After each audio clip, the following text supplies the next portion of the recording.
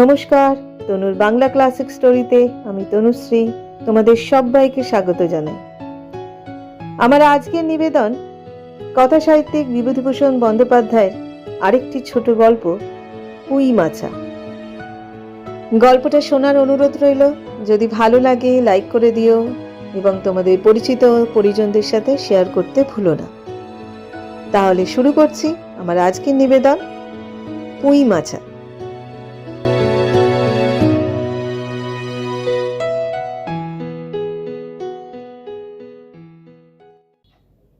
সহায়হরি চাটুর্যে উঠানে পা দিয়াই স্ত্রীকে বলিলেন, একটা বড় বাটি কি ঘটি যা হয় কিছু দাও তো। তারক্ষুরও গাছ কেটেছে, একটু ভালো রস আনি।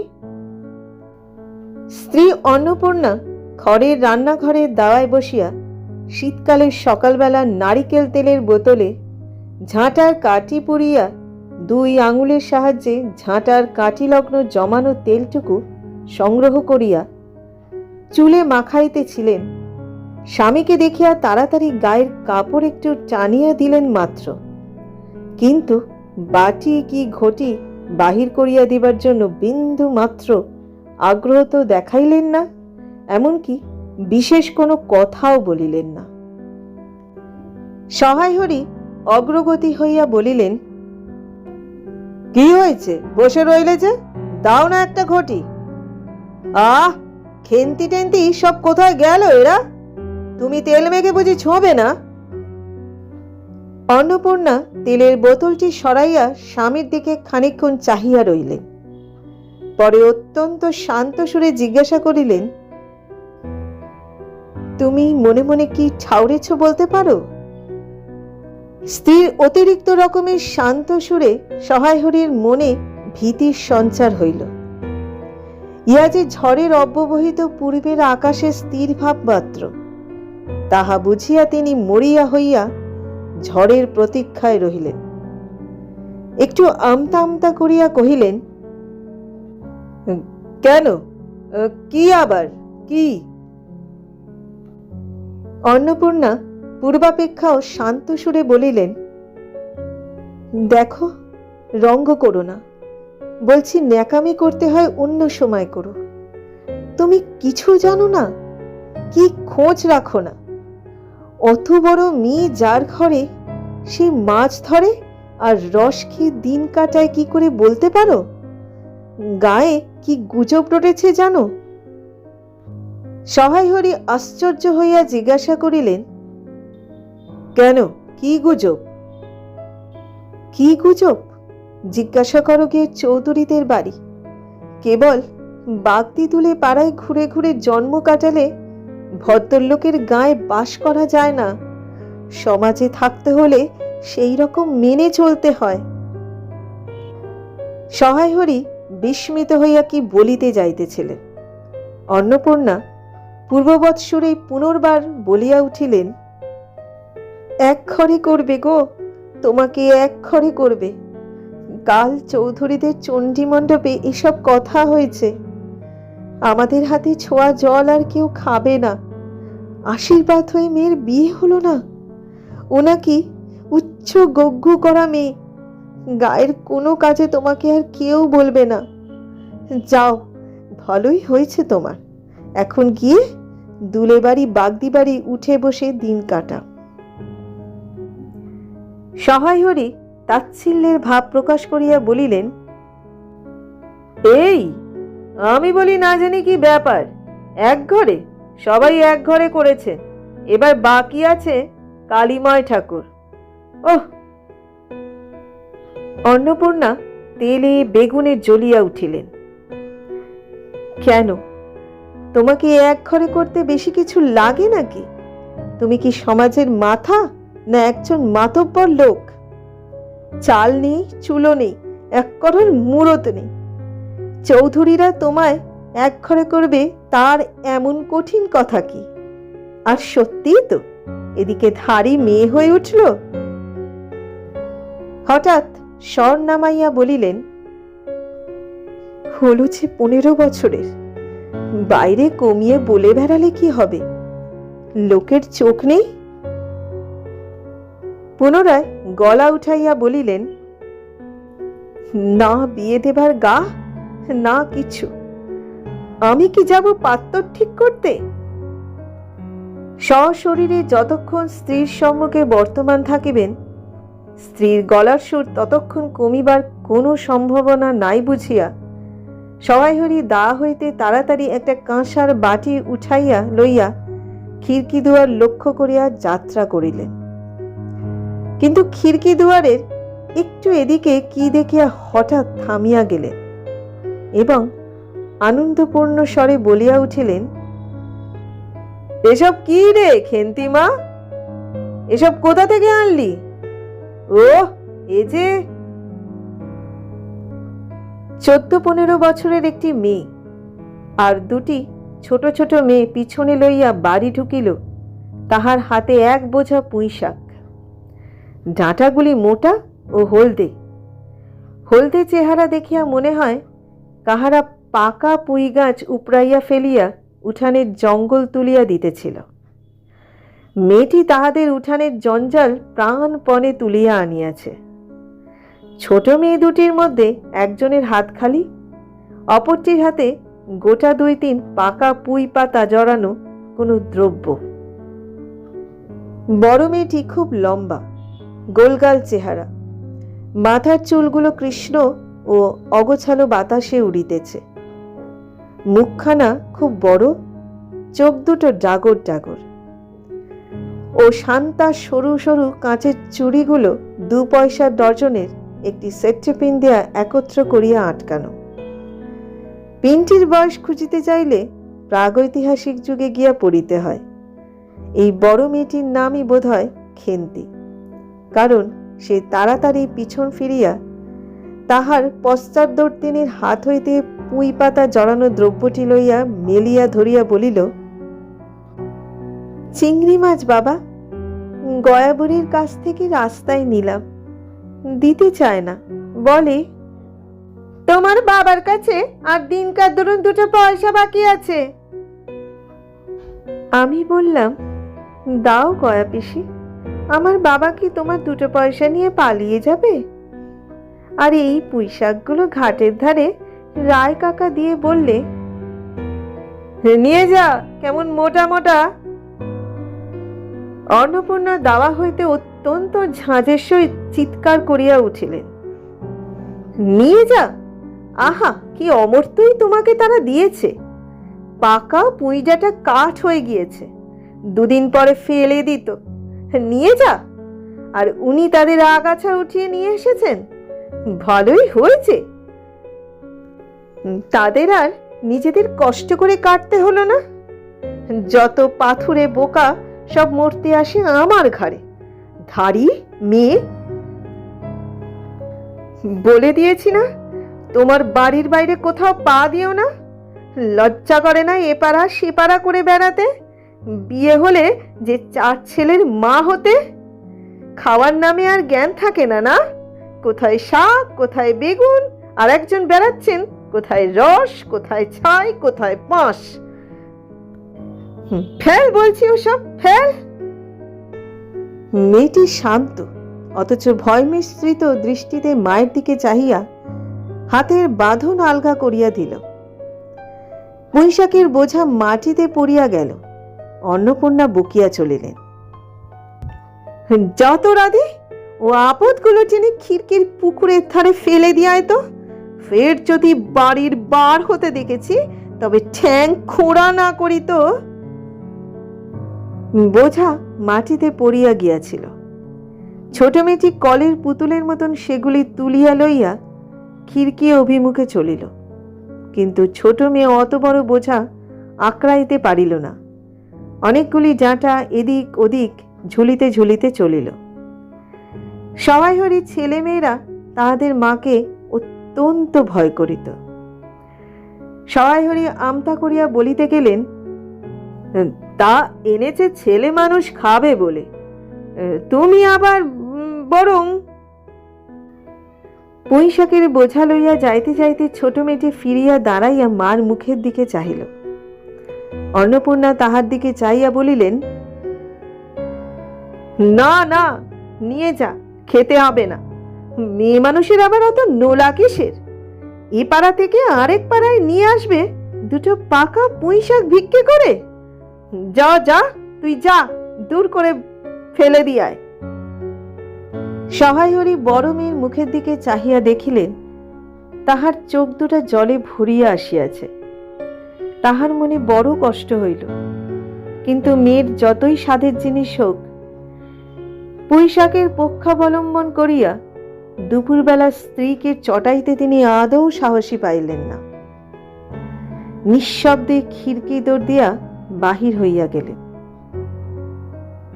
বসিয়া রাঁধিতে রাঁধিতে বড় মেয়ের মুখের কাতর দৃষ্টি স্মরণে পরিবার সঙ্গে সঙ্গে অন্নপূর্ণার মনে পড়িল গত অরন্ধনের পূর্বদিন বাড়িতে পুঁই শাক রান্নার সময় খেন্তিয়া আবদার করিয়া বলিয়াছিল, মা, অর্ধেকগুলো কিন্তু একা আমার, অর্ধেক সব মিলে তোমাদের।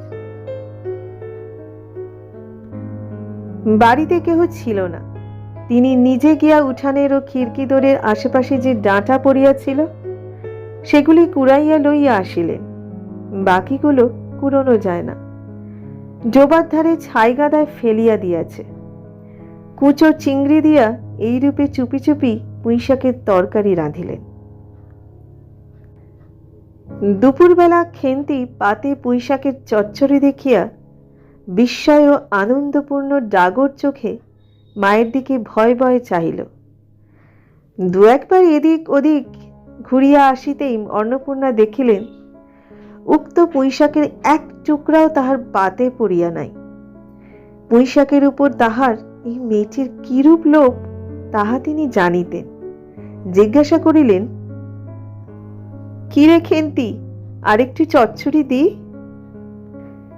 খেন্তি তৎক্ষণাৎ ঘাড় নাড়িয়া এ আনন্দজনক প্রস্তাব সমর্থন করিলা কি ভাবিয়া অন্নপূর্ণার চোখে জল আসিল।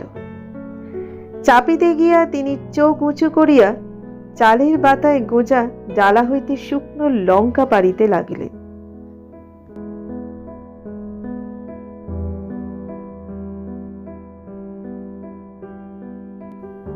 কালীমায়ের চণ্ডী মণ্ডপে সেদিন বৈকাল বেলা সহায়রীর ডাক পড়িল। সংক্ষিপ্ত ভূমিকা ফাঁদিবার পর কালীময় উত্তেজিত সুরে বলিলেন, সেসব দিন কি আছে ভায়া? এই ধরো কেষ্ট মুখুজ্জে, স্বভাব নইলে পাত্র দেব না, স্বভাব নইলে পাত্র দেব না করে কি কাণ্ডটাই করলে। অবশেষে কিনা হরির ছেলেটাকে ধরে পড়ে মেয়ের বিয়ে দেয়, তবে রক্ষ তারা কি স্বভাব? রাম বলো ৬-৭ পুরুষের ভঙ্গ, পচা ক্ষত্রিয়।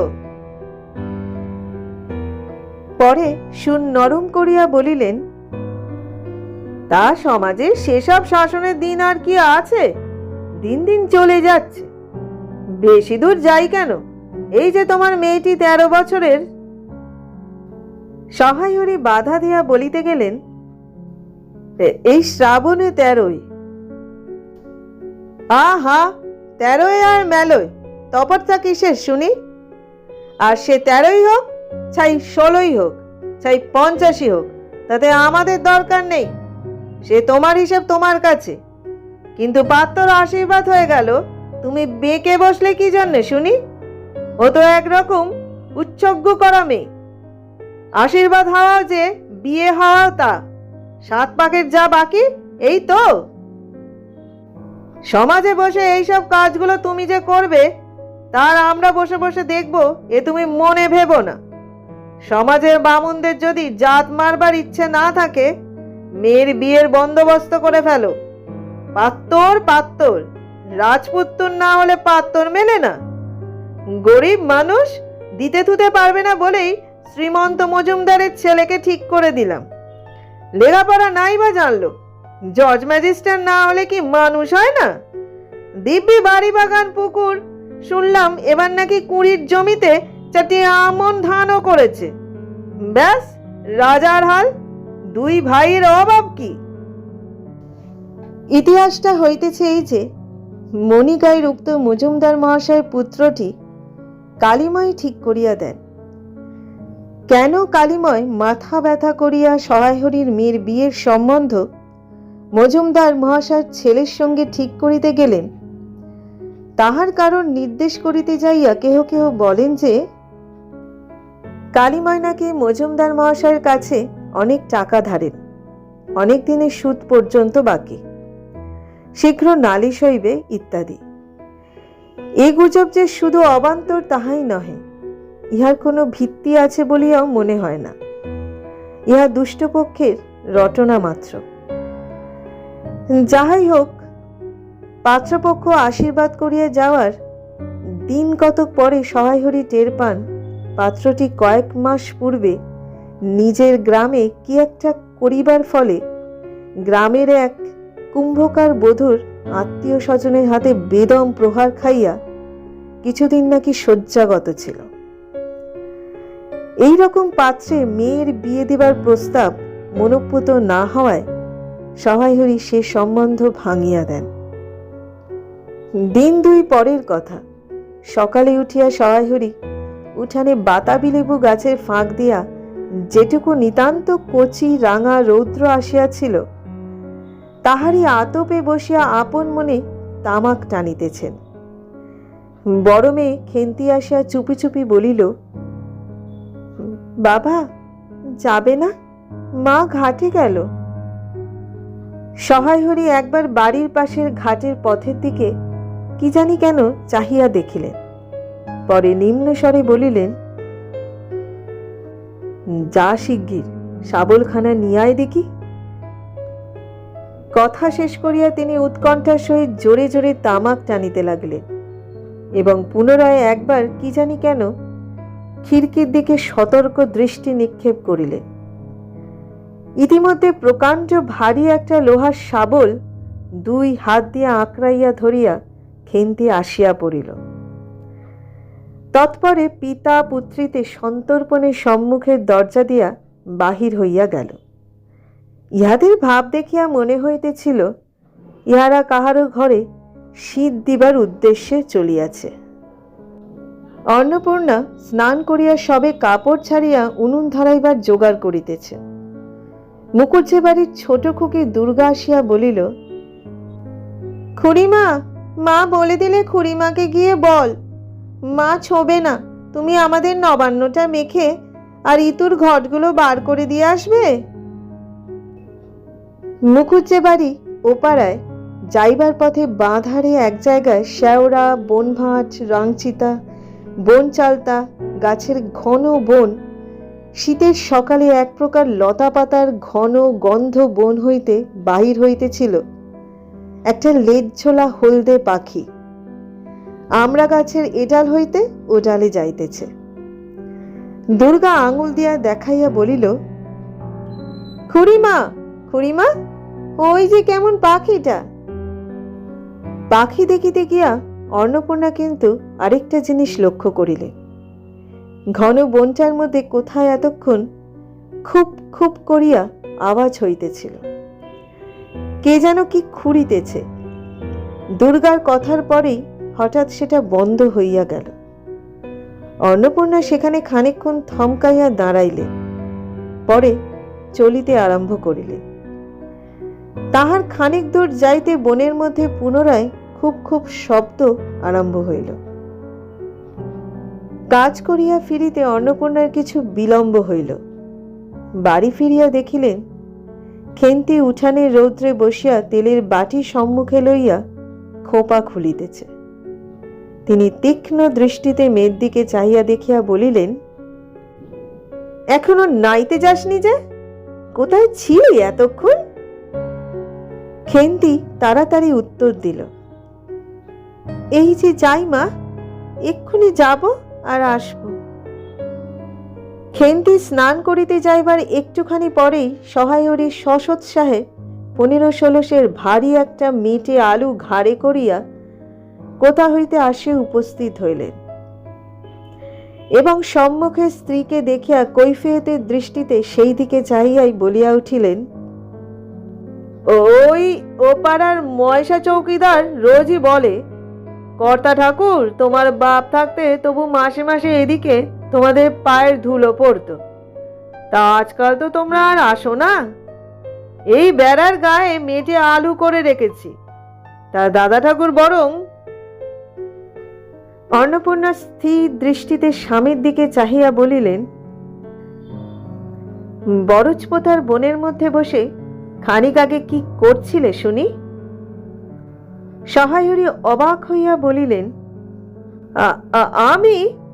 না, আমি কখনো না, এই তো আমি। সহায়রীর ভাব দেখিয়া মনে হইতেছিল তিনি এইমাত্র আকাশ হইতে পড়িয়াছেন।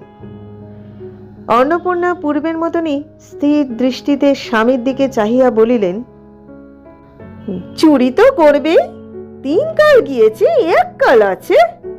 মিথ্যা কথাগুলো আর এখনো বলো না। আমি সব জানি। মনে ভেবেছিলে আপদ ঘাটে গিয়েছে আর কি। দুর্গার মা ডেকে পাঠিয়েছিল, ও পাড়ায় যাচ্ছি। শুনলাম বরজপোতার বনের মধ্যে কি সব খুব খুব শব্দ। তখনই আমি বুঝতে পেরেছি সারাপে শব্দ বন্ধ হয়ে গেল। যেই আবার খানিক দূর গেলাম, আবার দেখি শব্দ।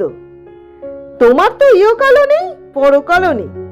চুরি করতে, ডাকাতি করতে, যা করতে ইচ্ছে হয় করো, কিন্তু মেয়েটাকে আবার এর মধ্যে নিয়ে গিয়ে ওর মাথা খাওয়া কিসের জন্যে? সহায়হরি হাত নাড়িয়া বরজপোতায় তাহার উপস্থিত থাকার বিরুদ্ধে কতকগুলি প্রমাণ উত্থাপন করিবার চেষ্টা করিতে গেলেন, কিন্তু স্ত্রীর চোখের দৃষ্টির সামনে তাহার বেশি কথাও জোগাইল না, এবং কথিত উক্তিগুলির মধ্যে কোনো পৌর্বাপর্য সম্বন্ধ খুঁজিয়া পাওয়া গেল না। 8 ঘণ্টা পরে খেন্তি স্নান সারিয়া বাড়ি ঢুকিলা সম্মুখস্থ মেটে আলুর দিকে একবার আর চোখে চাহিয়াই নিরীহ মুখে উঠানের আলনায় অত্যন্ত মনোযোগের সহিত কাপড় মেলিয়া দিতেছিল। অন্নপূর্ণা ডাকিলেন, খেন্তি, এদিকে একবার আয় তো, শুনে যা। মায়ের ডাক শুনিয়া খেন্তির মুখ শুকাইয়া গেল। সে ইতস্তত করিতে করিতে মায়ের নিকটে আসিলে তিনি জিজ্ঞাসা করিলেন, এই মেটে আলুটা দুজনে মিলে তুলে এনেছিস না? খেন্তি মার মুখের দিকে একটুখানি চাহিয়া থাকিয়া একবার ভূপতিত মিঠে আলুটার দিকে চাহিল, পরে পুনরায় মার মুখের দিকে চাহিল, এবং সঙ্গে সঙ্গে ক্ষিপ্র দৃষ্টিতে একবার বাড়ির সম্মুখস্থ বাঁশঝাড়ের মাথার দিকেও চাহিয়া লইল। তাহার কপালে বিন্দু বিন্দু ঘাম দেখা দিল, কিন্তু মুখ দিয়া কথা বাহির হইল না।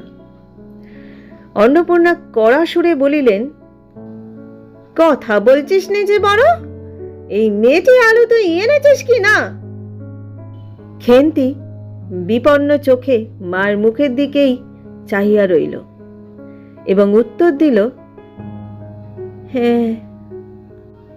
অন্নপূর্ণা তেলে বেগুনে জ্বলিয়া উঠিয়া বলিলেন, পাজি, আজ তোমার পিঠে আমি আস্ত কাঠের চেলা ভাঙবো, তবে ছাড়বো।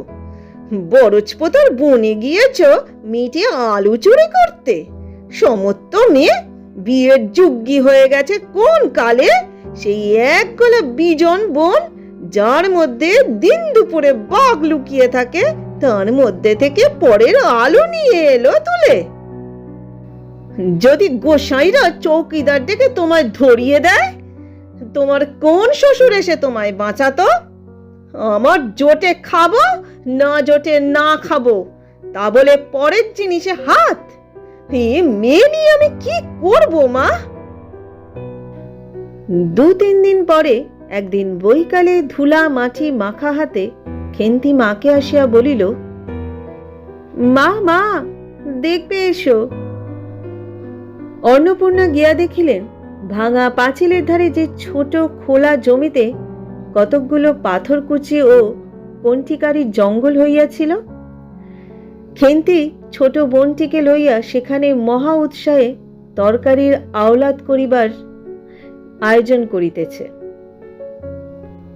এবং ভবিষ্য সম্ভাবী নানাবিধ কাল্পনিক ফলমূলের অগ্রদূত স্বরূপ বর্তমানে কেবল একটিমাত্র শীর্ণকায় পুঁইশাকের চারা কাপড়ের ফালির গ্রন্থিবন্ধ হইয়া ফাঁসি হইয়া যাওয়া আসামির মতন ঊর্ধ্বমুখে একখণ্ড শুষ্ক কঞ্চির গায়ে ঝুলিয়া রহিয়াছে। ফলমূলাদির অবশিষ্টগুলি আপাতত তার বড় মেয়ের মস্তিষ্কের মধ্যে অবস্থিতি করিতেছে, দিনের আলোয় এখনো বাহির হয় নাই। অন্নপূর্ণা হাসিয়া বলিলেন, দূর পাগলি, এখন ওই পুঁই ডাঁটার চারা পোতে কখনো? বর্ষাকালে পুঁততে হয়, এখন যে জল না পেয়ে মরে যাবে। খেন্তি বলিল, কেন, আমি রোজ জল ঢালবো। অন্নপূর্ণা বলিলেন, দেখ, হয়তো বেঁচে যেতেও পারে। আজকাল রাতে খুব শিশির হয়, খুব শীত পড়িয়াছে। সকালে উঠিয়া সহায়হরি দেখিলেন তাহার দুই ছোট মেয়ে দোলাই গায়ে বাঁধিয়া রোদ উঠিবার প্রত্যাশায় উঠানের কাঁঠাল তলায় দাঁড়াইয়া আছে। একটা ভাঙা ঝুড়ি করিয়া খেন্তি শীতে কাঁপিতে কাঁপিতে মুখুজ্জে বাড়ি হইতে গোবর কুড়াইয়া আনিলা। সহায়হরি বলিলেন, হ্যাঁ মা খেন্তি, তা সকালে উঠে জামাটা গায়ে দিতে তোর কি হয়? দেখ দেখি এই শীত। আচ্ছা দিচ্ছি বাবা, কই শীত তেমন তো। হ্যাঁ দে মা, এক্ষুনি দে, অসুখ বিসুখ 5 রকম হতেই পারে, বুঝলি নে। সহায়হরি বাহির হইয়া গেলেন। ভাবিতে ভাবিতে গেলেন, তিনি কি অনেকদিন মেয়ের মুখে ভালো করিয়া চাহেন নাই? খেন্তির মুখ এমন সুশ্রী হইয়া উঠিয়াছে। জামার ইতিহাস নিম্নলিখিত রূপা বহু বৎসর অতীত হইল। হরিপুরের রাসের মেলা হইতে সহায়হরি কালো সার্জের এই 2.5 টাকা মূল্যের জামাটি ক্রয় করিয়া আনেন। ছিঁড়িয়া যাইবার পর তাহাতে কতবার রিফু ইত্যাদি করা হইয়াছিল। সম্প্রতি গত বৎসর হইতে খেন্তির স্বাস্থ্যোন্নতি হওয়ার দরুন জামাটি তাহার গায়ে হয় না। সংসারের এইসব খোঁজ সহায়হরি রাখিতেন না। জামার বর্তমান অবস্থা অন্নপূর্ণারও জানা ছিল না। খেন্তির নিজস্ব ভাঙা টিনের তোরঙ্গের মধ্যে উহা থাকিত।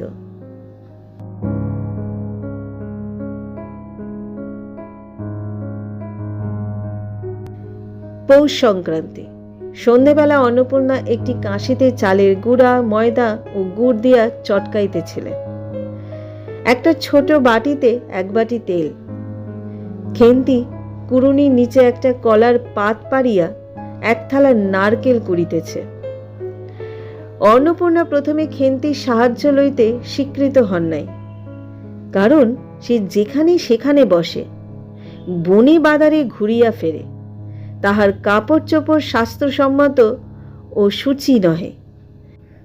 অবশেষে খেন্তি নিতান্ত ধরিয়া পড়ায় হাত পা ধোয়াইয়া ও শুষ্ক কাপড় পরাইয়া তাহাকে বর্তমান পদে নিযুক্ত করিয়াছেন। ময়দার গোলা মাখা শেষ হইলে অন্নপূর্ণা উনুনে খোলা চাপাইতে যাইতেছেন। ছোট মেয়ে রাধি হঠাৎ ডান হাতখানা পাতিয়া বলিল, মা, ওই একটু। অন্নপূর্ণা বড় গামলাটা হইতে একটুখানি গোলা তুলিয়া লইয়া হাতের আঙুল 5টি দ্বারা একটি বিশেষ মুদ্রা রচনা করিয়া সেটুকু রাধির প্রসারিত হাতের উপর দিলেন। মেজ মেয়ে পুঁটি অমনি ডান হাতখানা কাপড়ে তাড়াতাড়ি মুছিয়া লইয়া মার সামনে পাতিয়া বলিল, মা, আমায় একটু। খেন্তির সূচি বস্ত্রে নারিকেল কুড়িতে কুড়িতে লুব্ধ নেত্রে মধ্যে মধ্যে এদিকে চাহিতেছিল। এমন সময় খাইতে চায় মা পাছে বকে, সেই ভয়ে চুপ করিয়া রহিল। অন্নপূর্ণা বলিলেন, দেখি নিয়ে আয় খেন্তি ওই নারকেল মালাটা, ওতে তোর জন্য একটু রাখি। খেন্তি ক্ষিপ্র হস্তে নারিকেলের উপরের মালাখানা যাহাতে ফুটা নাই সেইখানে সরাইয়া দিল। অন্নপূর্ণা তাহাতে একটু বেশি করিয়া গোলা ঢালিয়া দিলেন। মেজ মেয়ে পুঁটি বলিল, জ্যাঠাইমারা অনেকখানি দুধ নিয়েছে, রাঙা দিদি ক্ষীর তৈরি করেছিল, ওদের অনেক রকম হবে। খেন্তি মুখ তুলিয়া বলিল, এ বেলা আবার হবে নাকি? ওরা তো ও বেলা ব্রাহ্মণ নেমন্তন্ন করেছিল, সুরেশ কাকাকে আর ওপাড়ার তিনুর বাবাকে। ও বেলা তো পায়েস, ঝোলপুলি, মুক্তোক্তি এইসব হয়েছে। পুঁটি জিজ্ঞাসা করিল, হ্যাঁ মা, ক্ষীর নইলে নাকি পাটিসাপটা হয় না? খেদি বলছিল, ক্ষীরের পুর না হলে কি আর পাটিসাপটা হয়? আমি বললাম, কেন, আমার মা তো শুধু নারকেলের ছাই দিয়েই করে, সে তো কেমন ভালো লাগে। অন্নপূর্ণা বেগুনের বোঁটায় একটুখানি তেল লইয়া খোলায় মাখাইতে মাখাইতে প্রশ্নের সদুত্তর খুঁজিতে লাগিলেন। খেন্তি বলিল, খেদির ওই সব কথা, খেদির মা তো ভারী পিঠে করে কিনা। ক্ষীরের পুর দিয়ে ঘিয়ে ভাজলেই কি আর পিঠে হলো? সেদিন জামাই এলে ওদের বাড়ি দেখতে গেলুম কিনা, তাই খুড়িমা দুখানা পাটিসাপটা খেতে দিলে। ও মা, কেমন একটা ধরা ধরা গন্ধ! আর পিঠেতে কখনো কোনো গন্ধ পাওয়া যায়? পাটিসাপটা ক্ষীর দিলেই ছাই খেতে হয়। বেপরোয়াভাবে উপরোক্ত উক্তি শেষ করিয়া খেন্তি মার চোখের দিকে চাহিয়া জিজ্ঞাসা করিল, মা, নারকেলের কোড়া একটু নেব? অন্নপূর্ণা বলিলেন, নে, কিন্তু এখানে বসে খাস না, মুখ থেকে পড়বে না কি হবে, যা ওদিকে যা। খেন্তি নারকেলের মালায় এক থাবা লইয়া একটু দূরে গিয়া খাইতে লাগিল। মুখ যদি মনের দর্পণ স্বরূপ হয়, তবে খেন্তির মুখ দেখিয়া সন্দেহের কোনো কারণ থাকিতে পারিত না যে সে অত্যন্ত মানসিক তৃপ্তি অনুভব করিতেছে। ঘণ্টাখানেক পরে অন্নপূর্ণা বলিলেন, ওরে, তোরা সব এক এক টুকরো পাতা পেতে বসতো দেখি, গরম গরম দি। খেন্তি, জল দেয়া ভাত আছে ও বেলার, বার করে নিয়ে আয়। খেন্তির নিকট অন্নপূর্ণার এই প্রস্তাব যে মনোপুত হইল না, তাহা তার মুখ দেখিয়া বোঝা গেল। পুঁটি বলিল, মা, বড়দি পিঠেই খাক, ভালোবাসে, ভাত বরং থাকুক, আমরা কাল সকালে খাবো।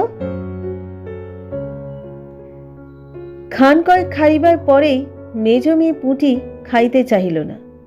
সে নাকি অধিক মিষ্টি, খাইতে পারে না।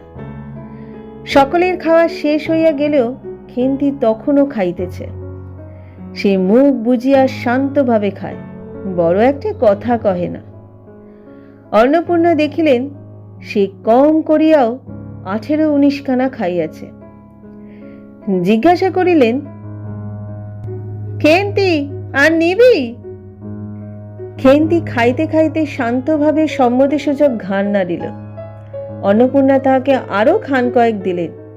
খেন্তির মুখ চোখ ঈষৎ উজ্জ্বল দেখাইল।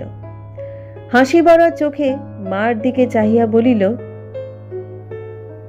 বেশ খেতে হয়েছে মা, ওই যে তুমি কেমন ফেনিয়ে নাও, ওতেই কিন্তু। সে পুনরায় খাইতে লাগিল। অন্নপূর্ণা হাতা খুন্তি চুলি তুলিতে তুলিতে সস্নেহে তারই শান্ত নিরীহ একটু অধিক মাত্রায় ভোজনপটু মেয়েটির দিকে চাহিয়া রইলেন। মনে মনে ভাবিলেন, খেন্তি আমার যার ঘরে যাবে তাদের অনেক সুখ দেব, এমন ভালো মানুষ। কাজ কর্মে বকো, মারো, গাল দাও, টু শব্দটি নেই মুখে। উঁচু কথা কখনো কেউ শোনেনি। বৈশাখ মাসের প্রথমে সহায়রীর এক দূর সম্পর্কীয় আত্মীয়ের ঘটকালিতে খেন্তির বিবাহ হইয়া গেল। দ্বিতীয় পক্ষে বিবাহ করিল পাত্রটির বয়স 40-এর খুব বেশি কোনো মতেই হইবে না। তবুও প্রথমে এখানে অন্নপূর্ণা আদৌ ইচ্ছুক ছিলেন না, কিন্তু পাত্রটি সঙ্গতি সম্পন্ন। শহর অঞ্চলে বাড়ি, সিলেট চুন ও ইটের ব্যবসায় 2 পয়সা নাকি করিয়াছে। এরকম পাত্র হঠাৎ মেলাও বড় দুর্ঘট কিনা। জামাইয়ের বয়স একটু বেশি। প্রথমে অন্নপূর্ণা জামাইয়ের সম্মুখে বাহির হইতে একটু সংকোচ বোধ করিতেছিলেন। পরে পাছে খেন্তির মনে কষ্ট হয়, এই জন্য বরণের সময় তিনি খেন্তির সুস্পষ্ট হস্তখানি ধরিয়া জামাইয়ের হাতে তুলিয়া দিলেন। চোখের জলে তাহার গলা বন্ধ হইয়া আসিল, কিছু বলিতে পারিলেন না। বাড়ির বাহির হইয়া আমলকিতলায় বেহারারা সুবিধা করিয়া লইবার জন্য বরের পালকি একবার নামাইল। অন্নপূর্ণা চাহিয়া দেখিলেন বেড়ার ধারে নীল রঙের মেদি ফুলের গুচ্ছগুলি যেখানে নত হইয়া আছে, খেন্তির কম দামের বালুচরের রাঙা চেলির আঁচলখানা পালকির বাহির হইয়া সেইখানে লুটাইতেছে। তার এই অত্যন্ত অগোছালো, নিতান্ত নিরীহ এবং একটু অধিক মাত্রায় ভোজনপটু মেয়েটিকে পরের ঘরে অপরিচিত মহলে পাঠাইতে তাহার বুক উদ্বেল হইয়া উঠিতেছিল। খেন্তিকে কি অপরে ঠিক বুঝবে? যাইবার সময় খেন্তি চোখের জলে ভাসিতে ভাসিতে সান্ত্বনার সুরে বলিয়াছিল, মা, আষাঢ় মাসেই আমাকে এনো, বাবাকে পাঠিয়ে দিও, 2 মাস তো। ওপাড়ার ছান দিদি বলিলেন, তোর বাবা তোর বাড়ি যাবে কেন রে? আগে নাতি হোক তবে তো। খেন্তির মুখ লজ্জায় রাঙা হইয়া উঠিল। জল ভরা জাগর চোখের উপর একটুখানি লাজুক হাসির আভা মাখাইয়া সে এক গুয়েমি সুরে বলিল, যাবে না বই কি, দেখো তো কেমন না যান। ফাল্গুন চৈত্র মাসের বৈকালবেলা উঠানের মাচায় রৌদ্রে দেয়া আমসত্ত্ব তুলিতে তুলিতে অন্নপূর্ণার মন হু হু করিত।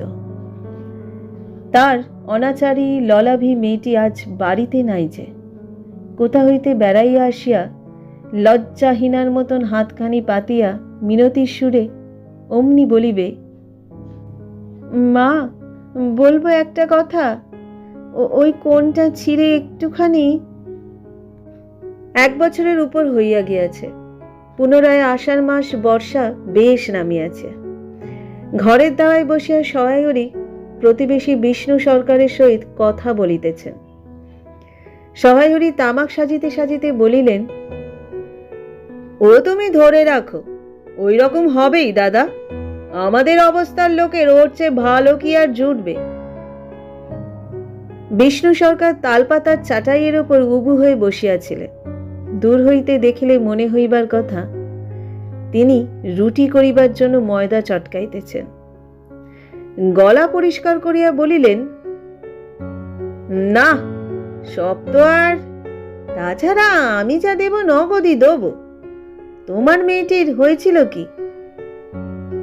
সহায়হরি হুকোটায় 5-6টি চান দিয়া কাশিতে কাশিতে বলিলেন, বসন্ত হয়েছিল শুনলাম। ব্যাপার কি দাঁড়ালো বুঝলে? মেয়ে তো কিছুতে পাঠাতে চায় না। 250 আন্দাজ টাকা বাকি ছিল।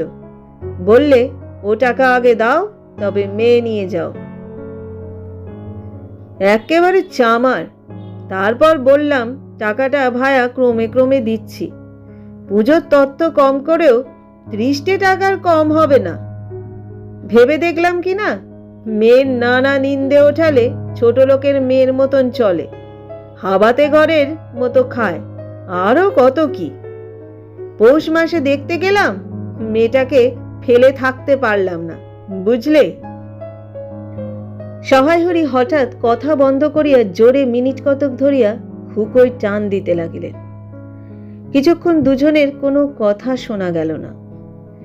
অল্পক্ষণ পরে বিষ্ণু সরকার বলিলেন, তারপর? আমার স্ত্রী অত্যন্ত কান্নাকাটি করতে পৌষ মাসে দেখতে গেলাম মেয়েটার যে কি অবস্থা করেছে। শাশুড়িটা শুনিয়ে শুনিয়ে বলতে লাগলো, না জেনে শুনে ছোট লোকের সঙ্গে কুটুম্বিতে করলেই এই রকম হয়, যেমনই মেয়ে তেমনই বাপ। পৌষ মাসের দিনে মেয়ে দেখতে এলেন শুধু হাতে। পরে বিষ্ণু সরকারের দিকে চাহিয়া বলিলেন, বলি আমরা ছোট লোক কি বড় লোক, তোমার তো সরকার খুঁড়ো জানতে বাকি নেই। বলি পরমেশ্বর চাটুর্যের নামে নীলকুচির আমলে এ অঞ্চলে বাঘে গরুতে এক ঘাটে জল খেয়েছে। আজই না হয় আমি প্রাচীন। আভিজাত্যের গৌরবে সহায়হরি শুদ্ধস্বরে হা হা করিয়া খানিকটা শুষ্ক হাস্য করিলেন। বিষ্ণু সরকার সমর্থন সূচক একটা অস্পষ্ট শব্দ করিয়া বার কত ঘাড় নাড়িলেন। তারপর ফাল্গুন মাসেই তার বসন্ত হলো। এমন চামার, বসন্ত গায়ে বেরোতেই টালায় আমার এক দুঃসম্পর্কের বোন আছে। একবার কালীঘাটে পুজো দিতে এসে তার খোঁজ পেয়েছিল, তারই ওখানে ফেলে রেখে গেল। আমায় না একটা সংবাদ না কিছু। তারা আমায় সংবাদ দেয়, তা আমি গিয়ে দেখতে পাওনি? না, এমনই চামার গহনাগুলো অসুখ অবস্থাতে গা থেকে খুলে নিয়ে তবে টালায় পাঠিয়ে দিয়েছে। যাক, তা চল যাওয়া যাক, বেলা গেল। চার কি ঠিক করলে? পিঁপড়ের টোপে মুড়ির চার তো সুবিধা হবে না।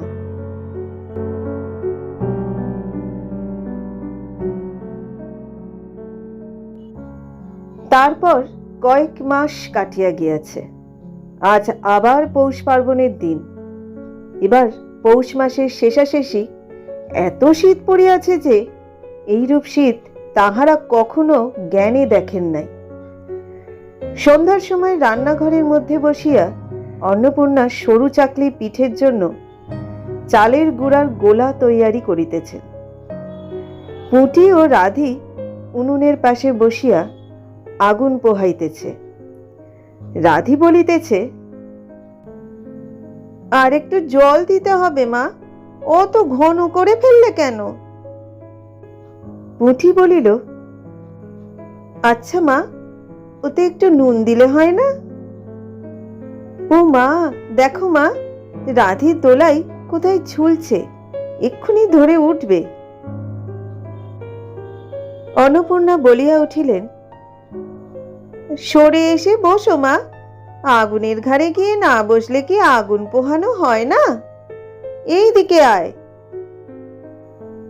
গোলা তৈয়ারি হইয়া গেলে খোলা আগুনে চড়াইয়া অন্নপূর্ণা গোলা ঢালিয়া মুচি দিয়া চাপিয়া ধরিলেন। দেখিতে দেখিতে মিঠে আঁচে পিঠে টোপরের মতো ফুলিয়া উঠিল। পুঁটি বলিল, মা দাও, প্রথম পিঠেখানা কানাচে সারা ষষ্ঠীকে ফেলে দিয়ে আসি। অন্নপূর্ণা বলিলেন, একা যাস নে, রাধিকে নিয়ে যা। খুব জ্যোৎস্না উঠিয়াছিল। বাড়ির পিছনে সারা গাছের ঝোপের মাথায় তেলাকুচা লতার থলো। জোলো সাদা ফুলের মধ্যে জ্যোৎস্না আটকিয়া রহিয়াছে। পুঁটি ও রাধি খিড়কি দোর খুলিতেই একটা শিয়াল শুকনো পাতায় খসখস করিতে করিতে ঘন ঝোপের মধ্যে ছুটিয়া পলাইল। পুঁটি পিঠেখানা জোর করিয়া হুঁড়িয়া ঝোপের মাথায় ফেলিয়া দিল।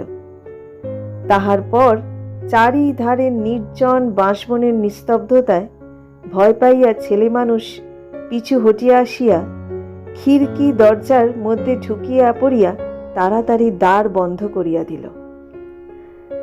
পুঁটি ও রাধি ফিরিয়া আসিলে অন্নপূর্ণা জিজ্ঞাসা করিলেন, দিলি? পুঁটি বলিল, হ্যাঁ মা, তুমি 8 বছর যেখান থেকে নেবুর চারা তুলে এনেছিলে সেইখানে ফেলে দিলাম। তারপর সে রাত্রে অনেকক্ষণ কাটিয়া গেল। পিঠে করা প্রায় শেষ হইয়া আসিয়াছে। রাতও তখন খুব বেশি। জ্যোৎস্নার আলোয় বাড়ির পিছনের বনে অনেকক্ষণ ধরিয়া একটা কাঠঠোকরা পাখি ঠকর ঠকর শব্দ করিতেছিল। তাহার স্বরটাও যেন ক্রমে তন্দ্রালু হইয়া পড়িতেছে। দুই বোনের খাইবার জন্য কলার পাতা চিরিতে চিরিতে পুঁটি অন্যমনস্কভাবে হঠাৎ বলিয়া উঠিল, দিদি বড় ভালোবাসত। তিনজনের খানিকক্ষণ নির্বাক হইয়া বসিয়া রহিল। তাহার পর তাহাদের তিনজনেরই দৃষ্টি কেমন করিয়া আপনা আপনি উঠানের এক কোণে আবদ্ধ হইয়া পড়িল।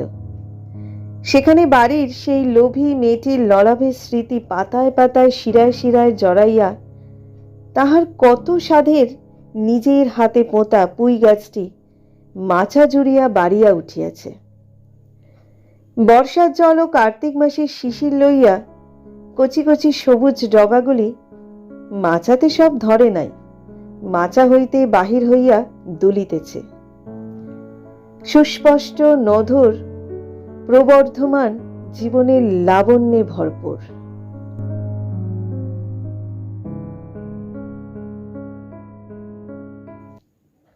এতক্ষণ তোমরা শুনলে কথা সাহিত্যিক বিভূতিভূষণ বন্দ্যোপাধ্যায়ের একটি ছোট গল্প পুঁই মাছা। গল্পটা কেমন লাগলো অবশ্যই কিন্তু জানিও, তোমাদের কমেন্টের অপেক্ষায় থাকব। যারা এখনো পর্যন্ত আমার চ্যানেলটাকে সাবস্ক্রাইব করোনি, যদি যোগ্য মনে হয় চ্যানেলটাকে সাবস্ক্রাইব করে আমাদের পাশে থেকো। আবার ফিরবো নতুন আরেকটা গল্প নিয়ে। সবাই ভালো থেকো, সুস্থ থেকো এবং অবশ্যই সুরক্ষিত থেকো।